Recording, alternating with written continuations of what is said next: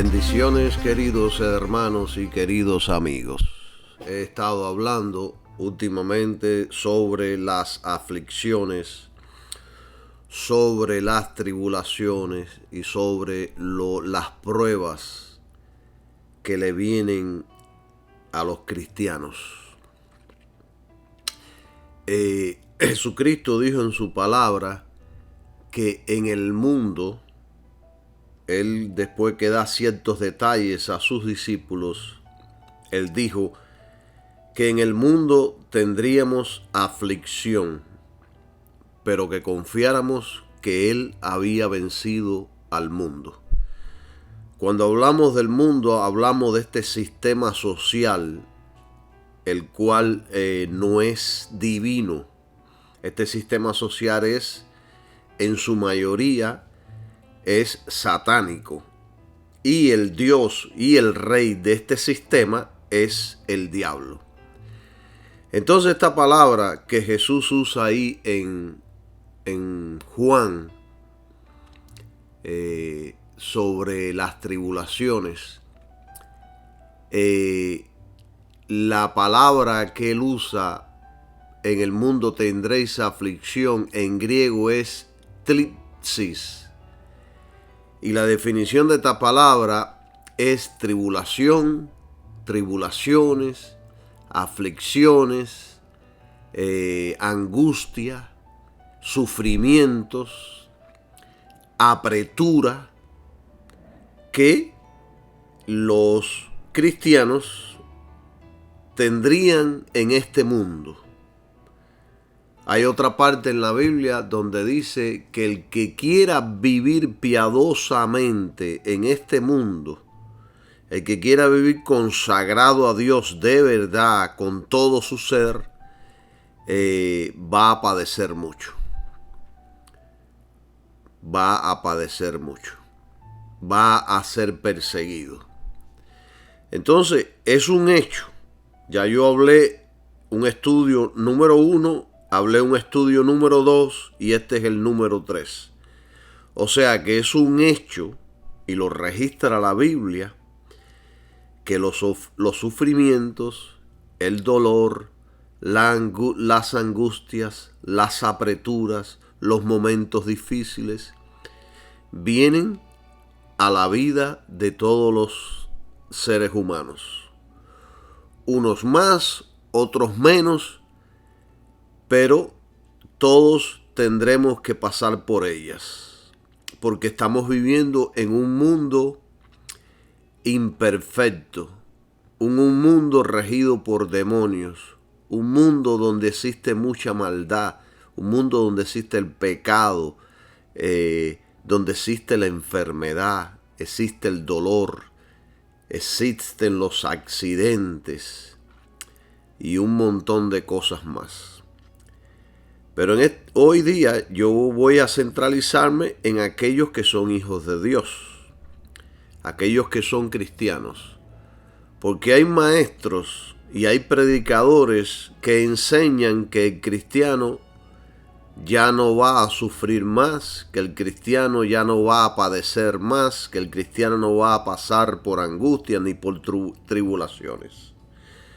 Hay una iglesia que está casi mundialmente en todos los países. Se titula o se llama esa iglesia, dicen pare de sufrir.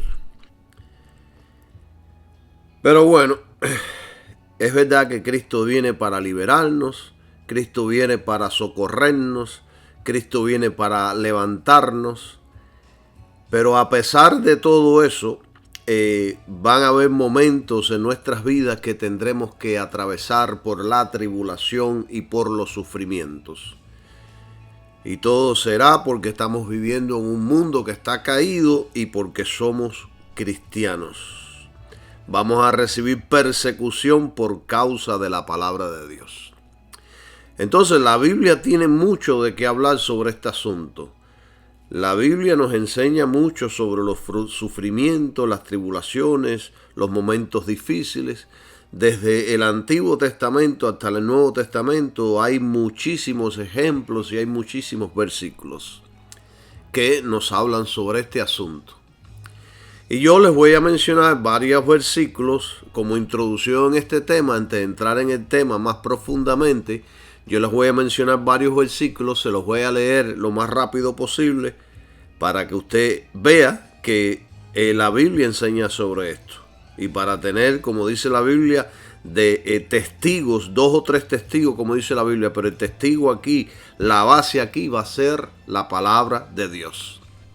Y dice así, en 1 de Pedro 5:10, y después que ustedes hayan sufrido un poco de tiempo, Dios mismo, el Dios de toda gracia que los llamó a su gloria eterna en Cristo, los restaurará y los hará fuertes, firmes y estables. Fíjense que dice, hayan sufrido un poco de tiempo. Esto es palabra de Dios. Después dice en 2 de Corintios 1, del 3 al 4, alabado sea el Dios y Padre nuestro Señor Jesucristo, Padre misericordioso y Dios de toda consolación, quien nos consuela en todas nuestras tribulaciones. Aquí el apóstol Pablo dice que Dios lo consuela a él en todas sus tribulaciones, para que con el mismo consuelo que de Dios hemos recibido, también nosotros podamos consolar a todos los que sufren. ¿Ven? Pasamos por momentos difíciles, Dios nos consuela, Dios nos anima, y entonces nosotros vamos a estar capacitados para hacer lo mismo con aquellos que sufren, que pasan por tribulaciones, que están en momentos difíciles.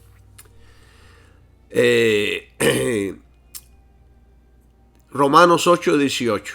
De hecho, considero que en nada se comparan los sufrimientos actuales con la gloria que habrá de revelarse en nosotros. Muchas son las angustias del justo, pero el Señor lo librará de todas ellas. Salmos 34:19. ¿Por qué muchas son las angustias del justo? Porque para vivir en este mundo que está caído, tendremos que sufrir mucho, aguantar mucho. Tendremos que para vivir en justicia, para vivir en rectitud, no es fácil en este mundo, porque este mundo está lleno de mentiras, de falsedad, y nosotros tenemos que vivir en la verdad, en la justicia, y por causa de eso vamos a sufrir muchos momentos difíciles, muchos aprietos, y en todas esas situaciones Dios nos va a ayudar, y Dios nos va a librar de caer en la maldad, en la falsedad, en la mentira. Amén.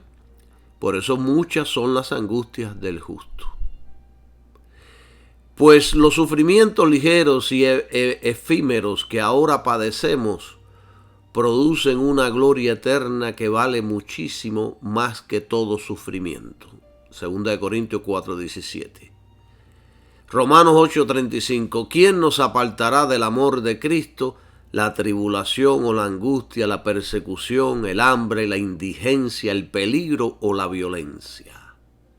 ¿Ve? Esto enseña la Biblia. Muchos de nosotros vamos a atravesar por esto.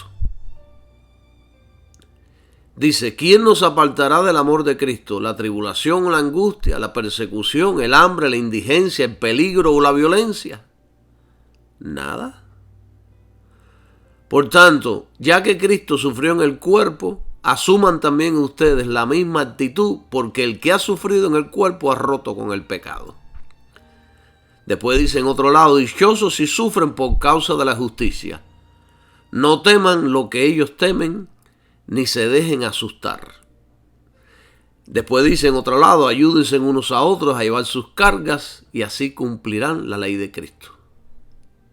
O sea que la Biblia está llena de afirmaciones y de enseñanza sobre las tribulaciones, sobre el sufrimiento, sobre los momentos difíciles, vamos a tener momentos difíciles alguna vez de economía, podamos atravesar quizás por alguna enfermedad, muchos quizás van a morir por ella, vamos a tener tropiezos en este mundo y especialmente cuando estamos viviendo justamente en este mundo, cuando queremos agradarle a Dios en todo. Entonces, todos estos sufrimientos y todas estas pruebas y todos estos conflictos que se van a presentar en nuestras vidas, son diseñados por la sabiduría, quien es Dios. Y yo voy a explicar más sobre este asunto más adelante. Hermanos, las pruebas o el proceso pueden durar por mucho tiempo, pero ellas son para nuestro bien. Y esto lo debemos entender y procurar aprender lo que la lección en ese momento nos está enseñando. Porque ha sido diseñado sabiamente para capacitarnos, para enseñarnos, por nuestro bien, para nuestro beneficio.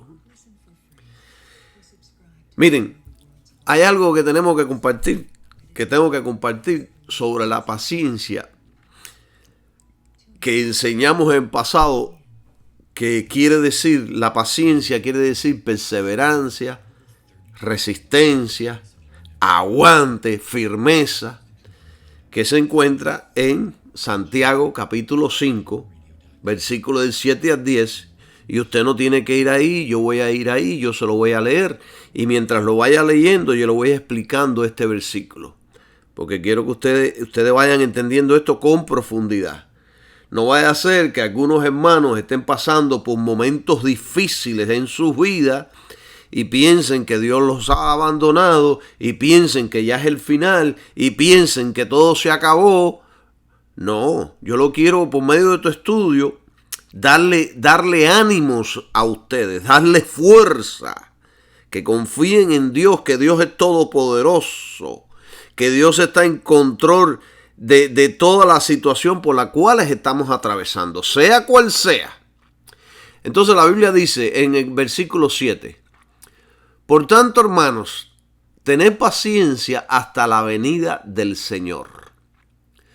Este es el remedio para las injusticias en este mundo. Tener paciencia. Porque un día el Señor va a venir. Aquí Santiago dice esto porque lo que dijo en los versículos anteriores. ¿Qué fue lo que dijo en los versículos anteriores en Santiago 5 del 1 al 6? Habló de las injusticias del mundo, de los problemas que pasaban en el mundo, de las dificultades del mundo. Entonces por eso él dice en este versículo 7, por tanto, hermanos, tened paciencia hasta la venida del Señor.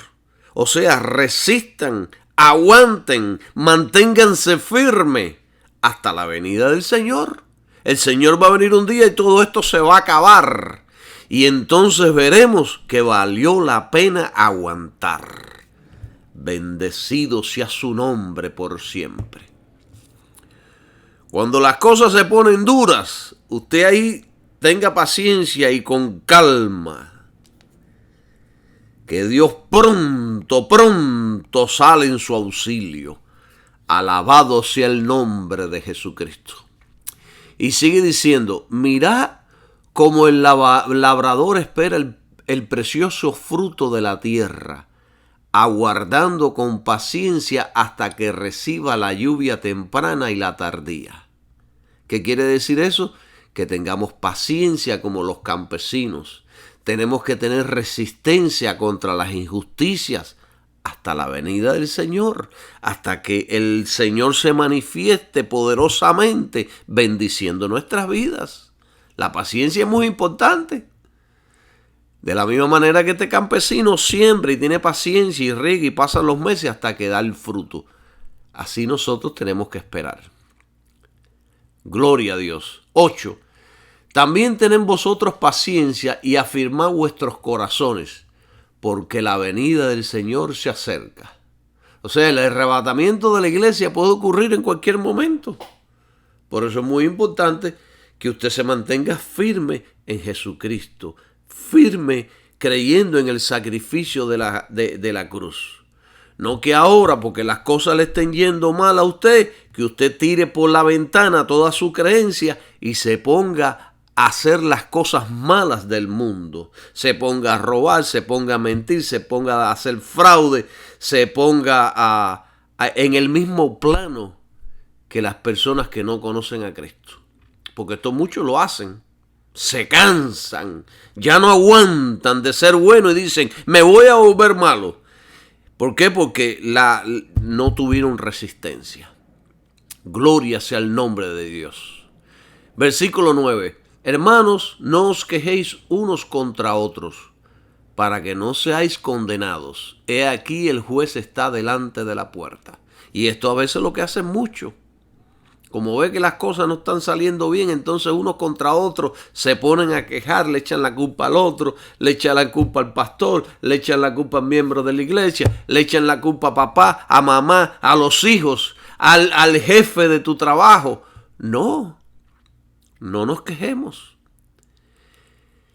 Y miren, el juicio injusto de los mismos cristianos a veces es más doloroso que el odio de los incrédulos. Porque a veces son los mismos cristianos los que nos mandan juicios injustos. 10. Hermanos míos, tomad como ejemplo de aflicción y de paciencia a los profetas que hablaron en nombre del Señor.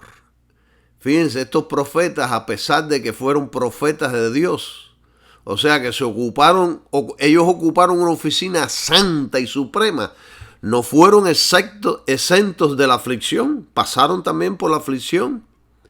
Y muchos que fueron asesinados, siendo aún profetas, ocupando un cargo supremo. Alabado sea el nombre de Dios. Bendecido sea Jesús. O sea que las aflicciones pueden que vengan algún día a usted y a mí. Los momentos difíciles. Puede que usted se deprima. Puede que usted ya se le acaben las fuerzas. Pero ahí tenemos la palabra de Dios que nos enseña a resistir, a ser fuertes, a esperar por la ayuda del Dios Todopoderoso. O sea, de que en el estudio pasado nosotros estudiamos sobre el primer escenario.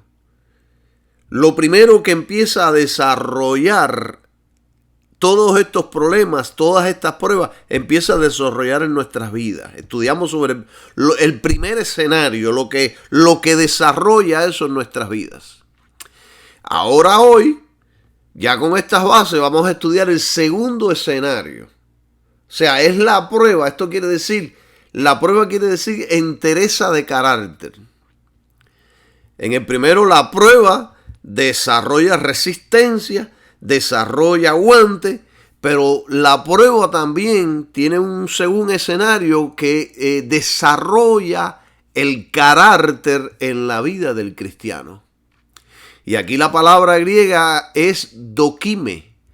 Y hay otras traducciones de esta palabra en versiones modernas que la traducen como carácter fuerte, carácter maduro, una prueba de que pasamos las tribulaciones. O sea, de que eso es lo que hacen las pruebas, los sufrimientos, los momentos difíciles, las dificultades, desarrollan el carácter suyo. Desarrollan el carácter de cristiano. Y yo le voy a explicar todos estos desarrollos, qué es lo que hacen poderosamente en nuestras vidas. Entonces esta palabra está asociada con la idea de que hemos estado o que hemos pasado por la prueba y la hemos resistido. Y el apóstol Pablo pasó muchísimas pruebas por predicar a Cristo. Hasta fue a parar a la cárcel.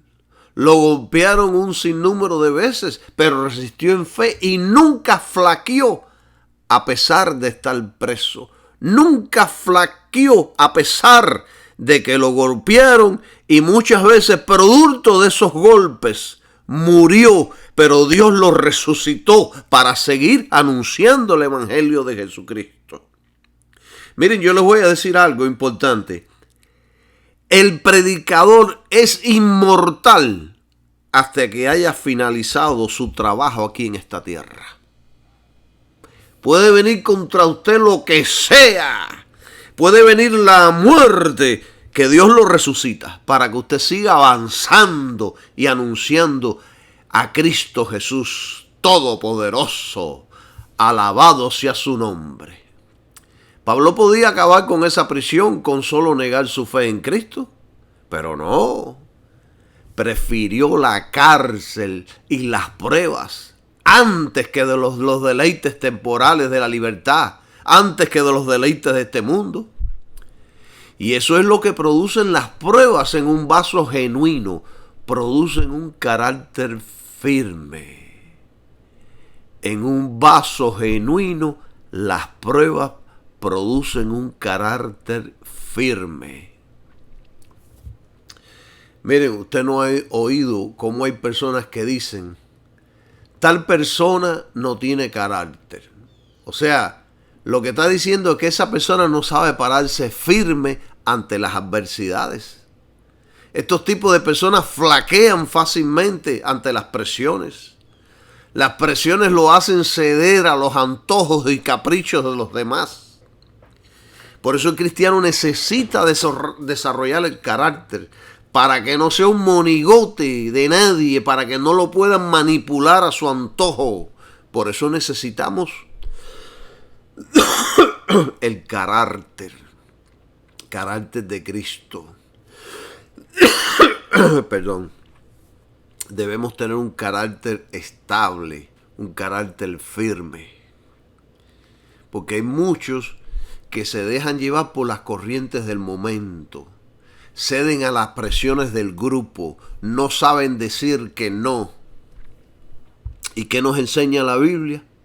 Dice, pero sea vuestro hablar sí, sí, no, no, porque lo que es más de esto, del mal procede.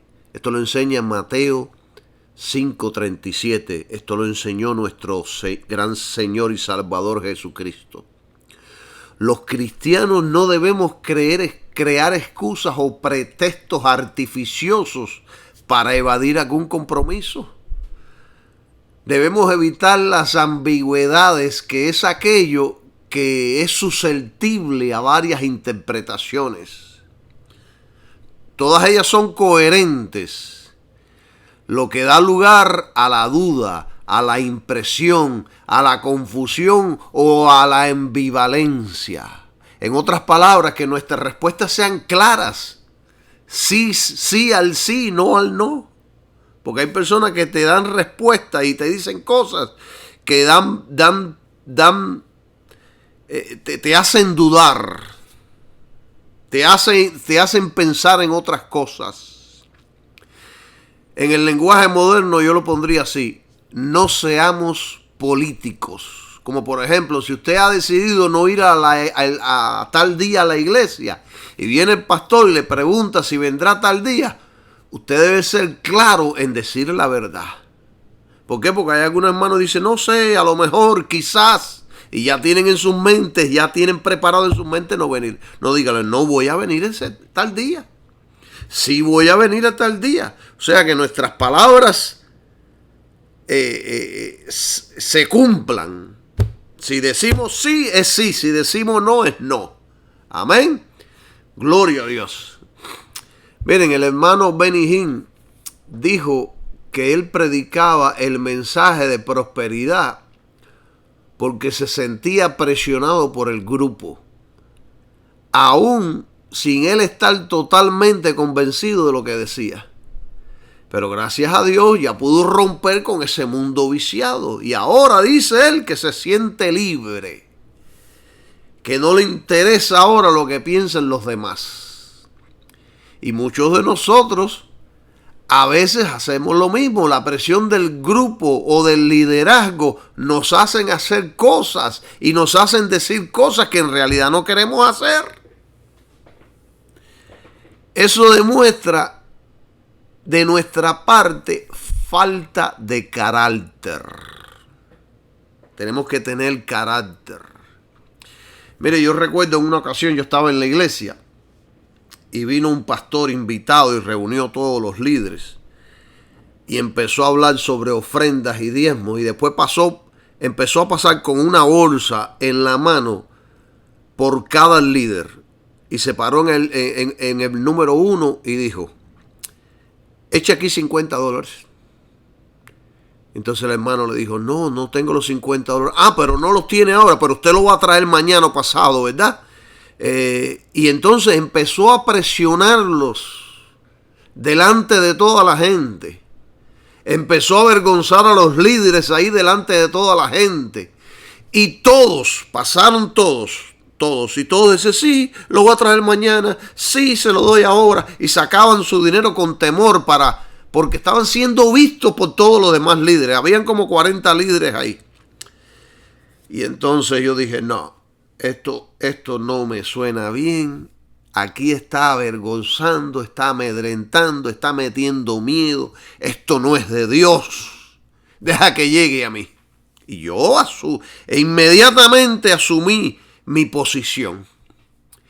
Y cuando llegó a mí y me preguntó: eche $50 aquí, le dije: no los tengo. ¿Lo va a traer mañana? Le dije: no lo voy a traer mañana, ni pasado mañana, ni el mes que viene. Lo voy a traer.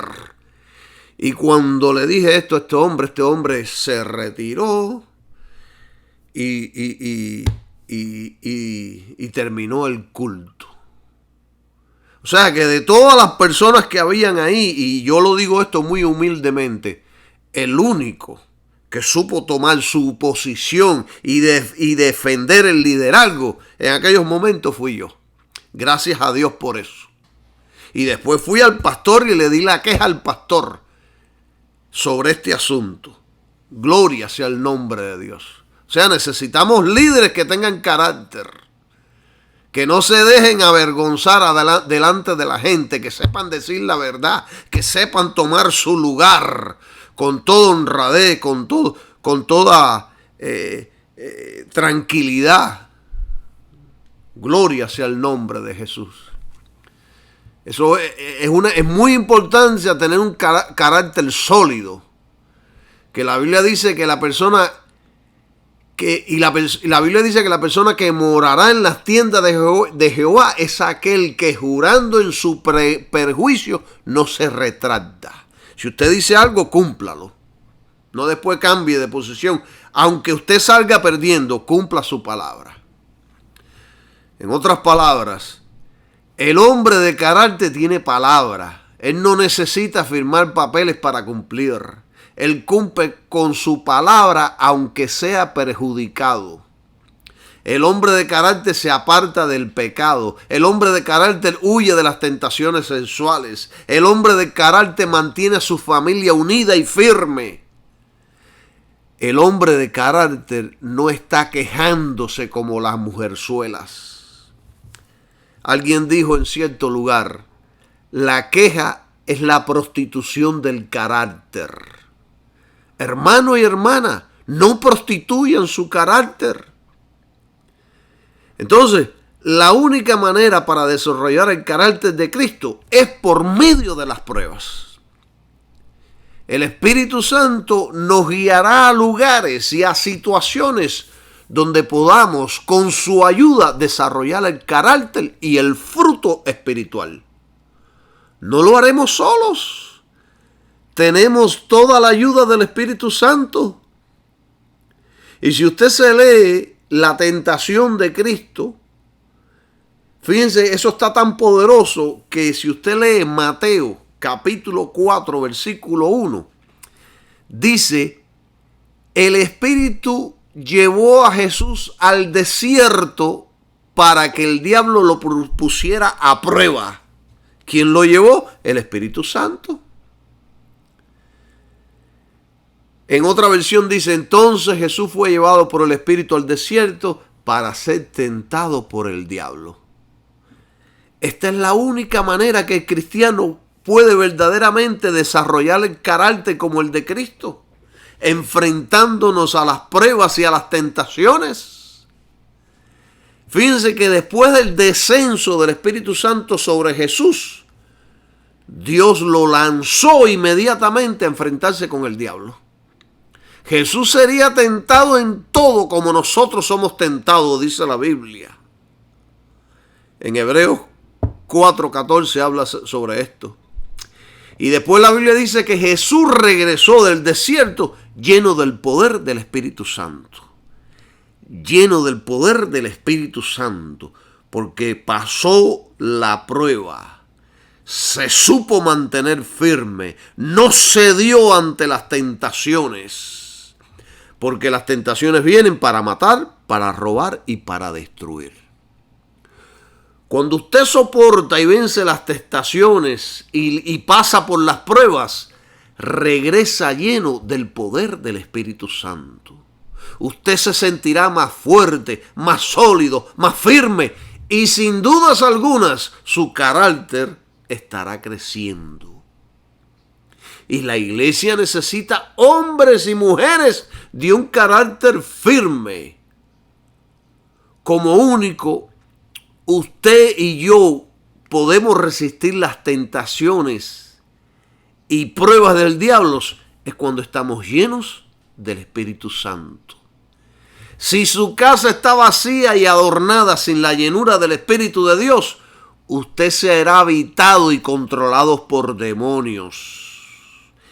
Escuche bien esto, si su casa está adornada y vacía y no está lleno de Cristo, no está lleno del poder del Espíritu de Dios, usted será habitado y controlado por demonios. Así como lo escucha. La mayoría de la gente en este mundo están siendo controlados por demonios. Aunque usted los vea muy limpios, muy elegantes, muy educados, muy prósperos, la mayoría son controlados por demonios. Miren, una de las tantas tentaciones y pruebas que se le presentarán en esta vida moderna al cristiano es la tentación sexual y el amor por el dinero. Esas tentaciones vendrán para que usted ceda a la pornografía, a la fornicación y al dinero mal habido. ¿Qué dice la Biblia? Primera de Timoteo 6:10. Porque el amor al dinero es la raíz de toda clase de males. Por codiciarlo, algunos se han desviado de la fe y se han causado muchísimos sinsabores. ¿Por qué cree usted que hay tantos problemas en el mundo?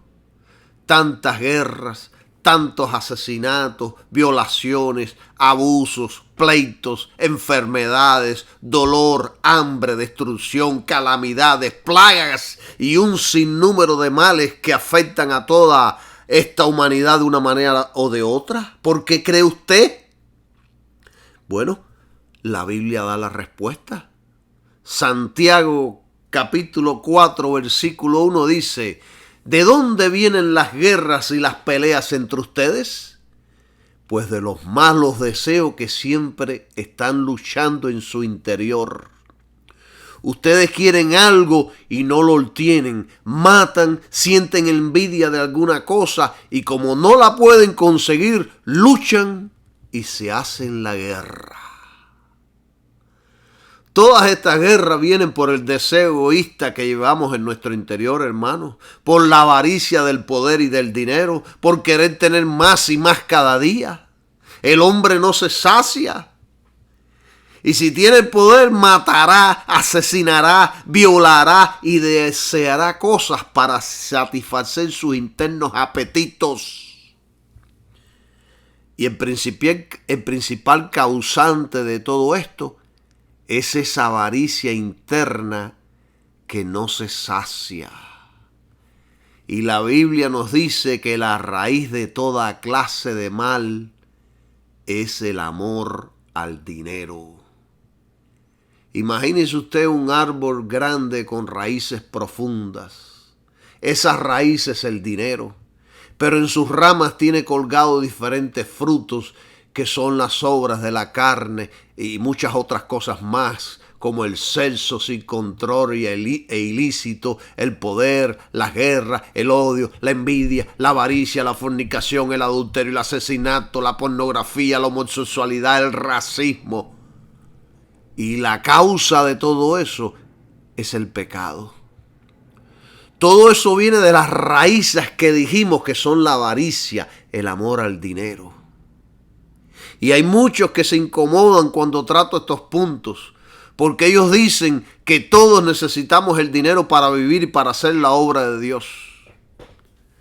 Miren, ¿cómo sabemos si tenemos amor por el dinero? Lo sabemos cuando ese es su enfoque en su interior. Cuando hacen cualquier cosa por obtenerlo, cuando mientes, cuando falsificas, cuando manipulas, cuando robas, cuando oprimes a los que menos tienen, cuando no eres dadivoso, cuando no ayudas, cuando quieres más y más para gastar en tus deleites carnales. Cuando te robas el dinero de la iglesia para enriquecerte, el que eso hace no tiene el carácter de Cristo. Hermanos, la avaricia es idolatría y destruye al hombre. No es malo tener grandes cantidades de dinero, no es malo tener una fortuna. Lo malo es poner su confianza y seguridad en la fortuna. Alabado sea el nombre de Jesús. Y miren, me he extendido y me he salido un poco del tema central, pero voy a hablar un poquito más sobre esto. Voy a hacer una pregunta que hizo Jesús, que a mi entender es la más difícil de cumplir por cualquier rico monetariamente. Y voy a hacer esta pregunta. ¿Estaríamos dispuestos a vender todo lo que poseemos y darlo a los pobres? Piense usted ahí, y yo voy a pensar aquí también. ¿Estaría yo dispuesto a vender todo lo que poseo y darlo a los pobres? Esta pregunta es el próximo tema, porque yo voy a abundar en eso poderosamente. Yo lo voy a dejar esto para el próximo tema. Ahora puse las bases sobre lo que es el sufrimiento. Y ahora en el próximo tema voy a abundar sobre esta pregunta que acabo de hacer. Yo ahora los dejo con este estudio. No quiero que se haga tan extenso, por eso lo voy a cortar aquí. Y en el próximo tema les voy a estar predicando sobre esta pregunta que acabamos de hacer. Bendiciones para todos. Que tengan un maravilloso día. Amén.